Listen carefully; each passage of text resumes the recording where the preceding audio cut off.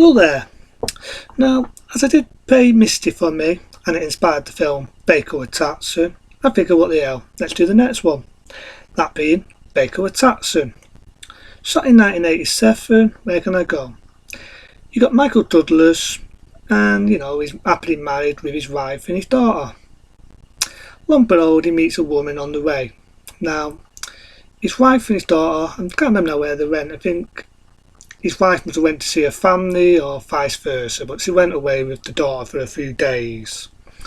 And this woman who Michael Douglas is seeing, he decides to be unfaithful with his wife. That's right, he decides to have a bit of Humpty Dumpty. Noted for having a lot of sets in the film, he does have a lot of bonking in it, but it's not just your typical bonk fest. It does have a story, and again, like Pay Misty for me, it's psychological. So he has this bit of fun.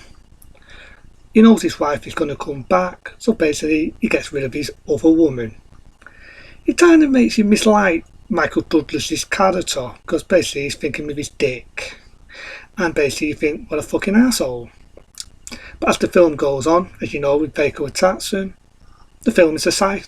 The woman, I should say, is a psycho.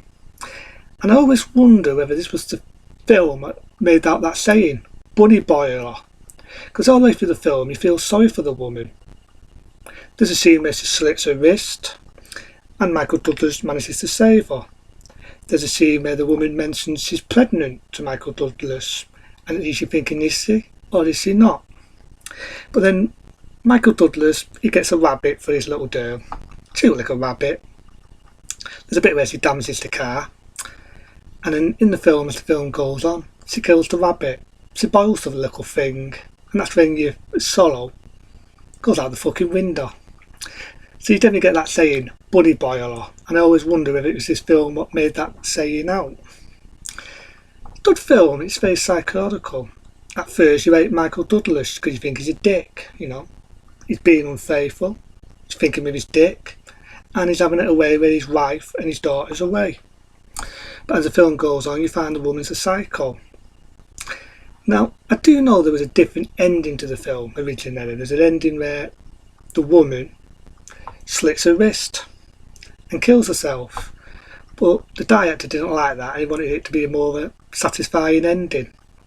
So in the film, you find out that he ends up on the door his wife because she's a psycho, and she tries to attack his woman. Lo and behold, you think she's dead.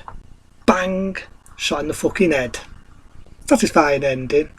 But from then, do I feel sorry for Michael Douglas or do I not? One, I don't, because he shouldn't have been unfaithful to his wife. He shouldn't have been thinking with his knob. Granted, we're men.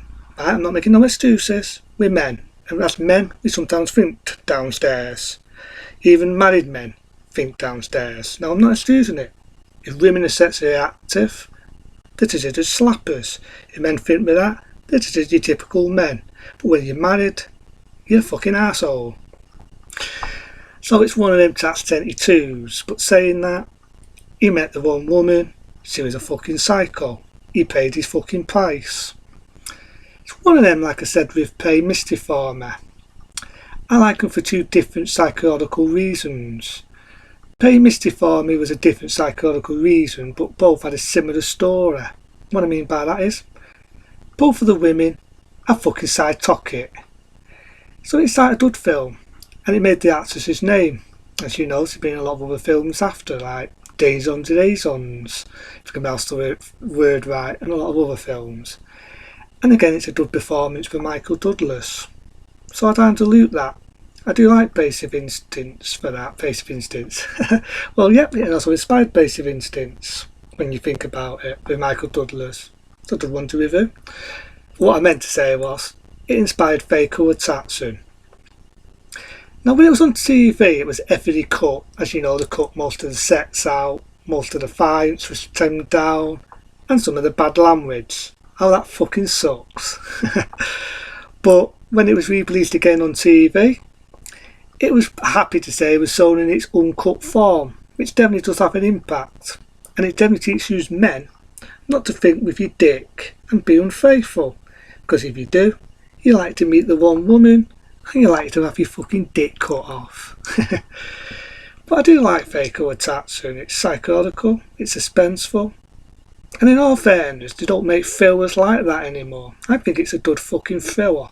And again, it's a good performance by Michael Douglas and our psycho lady. So again, because I like it that much, I'll give that a 7-star rating, because I do like Fako Utatsu. It's been years since I've seen it, and I've seen it a few weeks ago, and it was a bit refreshing to see a film where it's not fucking DC Comics, it's not flying fucking astronauts or fucking Superman. It's down to earth. You've got a psycho playing on Michael Douglas. Some of the sexual scenes are warrants, but there's a story with it. It's not just an excuse for bonking. You know what I mean? You could say also Basic Instincts did kind of come out in 92 and similarities with Michael Douglas. The fact that had bonking in it. But with this one, there was reasons. It wasn't just an excuse to show tits, nudity and whatever else. There was reasons, and those reasons would be the outdoing of the character. So I do actually like Fako Utatsu. It's very definitely done, it's very definitely directed, and it's kind of a downside of playing Misty for me. I do like the performance again by Michael Douglas, and again, a 7-star rating. I don't see no faults with Fako Utatsu, and it's the same, you don't see films like that anymore. So other than that, be smart, be safe. I'll do some more reviews on the Ray. I'll also do some tests, and if you want to join me, as I would say, subscribe to my channel, I should say, I meant to say. Subscribe to me. Be good to have another subscriber, that's the word I meant to say. If you want to subscribe to me, press that button. And if you want to sponsor me for my haircut, please do. Again, I will be opening the shop soon, and I'll be telling stuff about the shop. I'll also be telling you about other things as well on the way, as well as other things I like and other topics. Keep you up to date of what's going on with things, and I'll also find other reviews on the way as well as other movie reviews. So it will be professing to do that. So yeah, Fako Utatsu from 1987. Check it out. It's a good one. And again, I'll do other movie reviews on the way and other programs. Into then, without safety, what can I say? It's not a long one because Fako Utatsu, everybody knows it, and it's a fucking good one.